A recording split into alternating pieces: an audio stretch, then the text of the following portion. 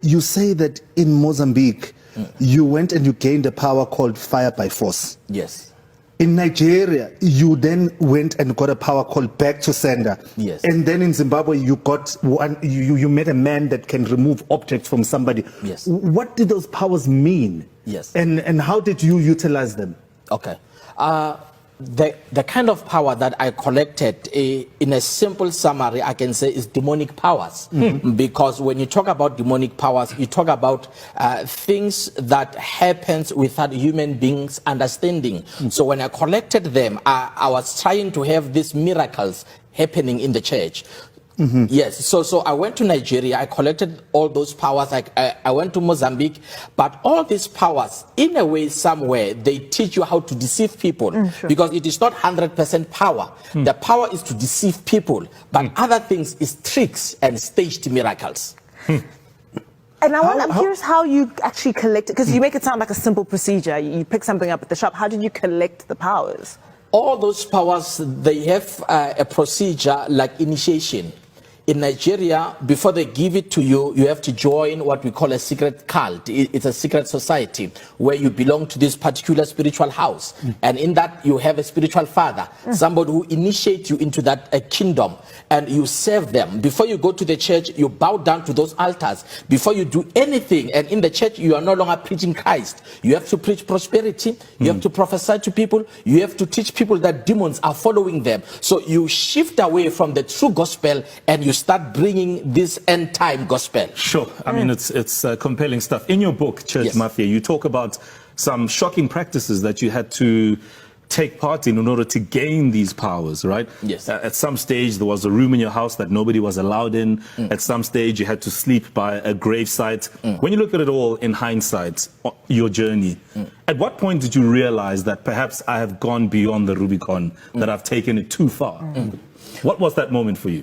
Once you have joined, it is not easy for you to realize that now I have gone too far. But in my instant, it was one morning when 3 policemen came to arrest me in a case of mutilation. They came and said that we came to arrest you because of you are involved in a case of mutilation, where I was accused of dealing with human body parts to strengthen churches, to strengthen traditionally doctors, to also strengthen bishops. So when they took me to Hoshimampuru, and I was there for about 3 months, it was at that particular point where I said, this is not the kind of life that I was born to Pastor, live. was that false? Was the accusation false? There was a case in Soshanguve during that time. They arrested people who had human body parts, but I was not involved in them. But those people, they came to me trying to sell to me those body parts. I saw them with my naked eyes. So I did not buy them. So I was, yes. So when they did their investigation, they tried to trace where these people they went and tried to sell this body parts. I have to ask, what goes through your mind when you see that happen, when people come to you? Or when you with those agree to body take parts? a look at them. You know, because I was doing what we call one-on-one consultation, and usually these people who deal with human body parts, they target people who are spiritual people, who are helping people. So they came to me and they had them in a body bag. And they said to me, if you can use this, this will strengthen your work. It will strengthen your church. Sure. We're going to continue this conversation because so many things have come out which are absolutely shocking, and we appreciate the level of honesty that you have come through with on the show. We're going to take a breather. I think some of us need it. And when we come back, we're going to continue to interrogate the nature of these false prophecies and these very unethical practices within the charismatic churches. Of course, we have Pastor Makhado Ramabulana who joins us. Get involved in social media. Feel free to comment. Go and do it. Just hashtag #on3 and we'll check out all your comments. We'll be back in just a moment.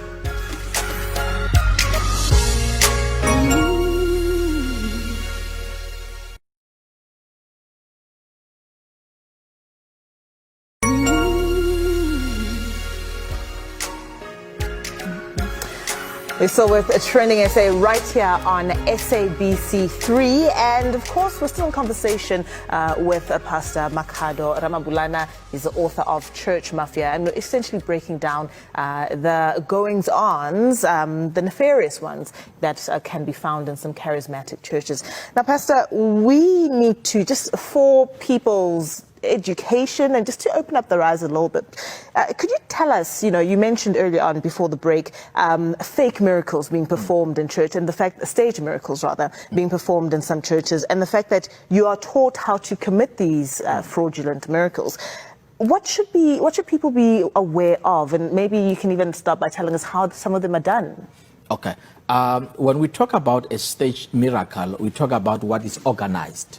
Number one, when a pastor says that tomorrow there will be a miracle, when you talk about a miracle, it's something that should shock even the pastor. But if the pastor is aware of what is going to happen, it's no longer a miracle, it's staged and arranged. So in most of the time, they organize people on the wheelchair, they give them money, they come sit on the wheelchair. So before that day, the pastor will talk about the kind of miracle that will be happening on that night. So they know particular, we've got people that will be seated on the wheelchair.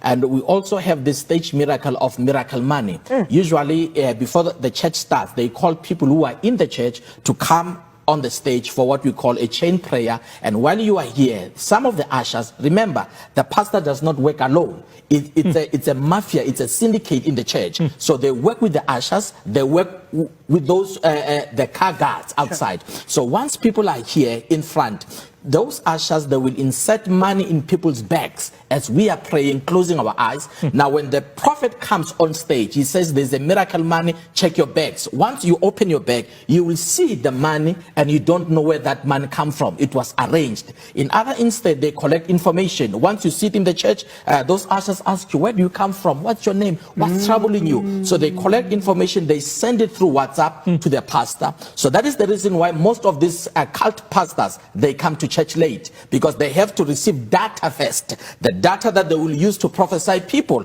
Once they have gained, let's say 20 people with information, what is troubling you, they come on stage, they've rehearsed your name, and when they call your name, especially our brothers from outside the country, they speak as if they don't know how to pronounce your name, so you think it's authentic while it was organized. So this is like a play, it's like a stage play. Yes. Okay, so what was the turning point in your life? What made you go, I'm done? My background as a pastor's kid who looked up to his father, who have been in the ministry all along, being authentic to God, it became a voice that spoke to me and said, this is not the kind of life that you should live, because once you have joined, you are living a secret life. You are in a secret society. You hide things. Yes. In your book, Church Mafia, you also speak about keeping all of this a secret from your wife, the congregation, apparently your wife not really buying into this dark way. I mean, take us through that moment, that part of your life as well. I lived a secret life for some time because of even my trip to Nigeria. I had to lie. And even the room where I had to put all these spirits, I told my wife not to enter there. Before I go to church Saturday night, I have to go into those spirits, to speak to those altars. So all along, I lived a secretful life. But there are others, they join with their wives these days. What was in that room that you hid in your house? It was more of the calabash, the traditional pots, and the other one, it was bottles that had some particular oils, the oils that we used in the church. That is where you take those oil, then you mix with other oils, so that whosoever that will use the oil, they will remember you and they will be hooked up to your church. One question that really sticks out for me is, what is your biggest regret in all of this? My biggest regret is how I deceived people. How, if you do something knowing it is not okay, by itself, it's deception. How I lied to the body of Christ, how I lied to South Africans, and that is the biggest regret. But on top of that, I said to myself, I will be a voice to warn others. And even the same people that I've deceived, I had an opportunity to go back to them and close the church and tell them, you need to go and look for the true church. Okay, and where can people get the book, Pastor? The book, people, they can get it online. It's available. Maponya Mall is available. Exclusive books is also available, and also on social media. Thank you so much, Pastor, for coming through and sharing your knowledge with us. Thank you so much. Appreciate it. Thank you. And that's how we wrap up tonight's show of Trending SA. Join us again tomorrow when we unpack some of the biggest trends that made it into our timelines this week. And later we are joined by an award-winning chef, Chef Siba Mtungana. And I'm hearing, Uti, we are also going to be joined by former public protector. Please, as you have watched this clip, or you are onto my channel this very time on this very particular video, please, I'm appealing. Do not be angry that I'm just trying to, discuss issues concerning religion. Why we bring these things to limelight is people to learn the lessons so that the masses out there, the viewers out there will not be deceived. We want good of you at all time. So do not get angry that why am I talking about religion this particular time. We are trying to expose what is going wrong in the society so that many will not fall into temptation. Many will not fall into destructive, beliefs. So this very man of God, you have watched his video, is one of those ones out there who build evil altar in the name of God, who are destroying the congregation through their belief and their worship of evil status. They are doing a lot of secret things which people doesn't know in the name of God. These people who call themselves men of God, they are something as this very generation. And that this very generation, if you are seeking God, if you are seeking Jesus Christ, who is the author and finisher of our life, you must be very, very, very careful. Nobody will lead you to a wrong place. Sometimes when you don't believe that something bad will come out of there, but you lead yourself into those very particular destructive stages. Before you know it, it is too late. If you have not had this, or if you are not believing on all these things in the time past, believe it right now. And this is one of the reasons you can bring, but you make effort to try to bring Christ to people who are unbelievers. They will try to tell you, look, I don't need that at this particular point in time. They would profess that they know Jesus Christ. Why? Because they have something at the back of their mind. Because of all these stupid, demonic acts these people are performing on the altar of God. We used to know men of God through their actions, because it is said, by their fruits we shall know them. But these days, the evil ones perform destructive acts in the name of truth. And most people are believing them because they call Jesus, they call God. But it is no longer in that form anymore. It is up to you to decide. If these people are doing good, let that goodness come to you.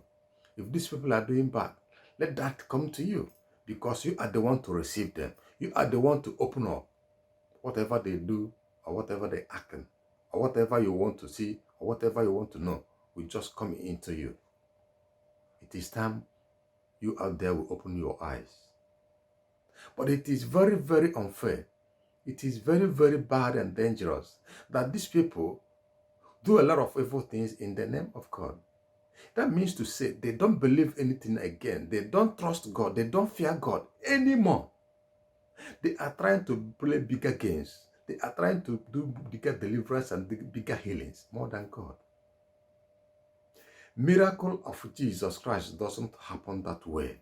That is what I want all these people roaming around, seeking, looking for miracle money, looking for miracle husband, looking for miracle wives. It doesn't happen that way. Go to God. Go down on your knees and go to God. There is nothing God cannot do for you. God is of love. Jesus Christ is of love. They do good things at any given time. As far as you have that trust and faith in him, he can never let you down. He will answer you anytime you call upon him. Stop attaching yourself. Stop attaching importance to all these men of God. There are too many out there doing a lot of evil things. The churches are commercialized. They believe in material things. They convince you by any form.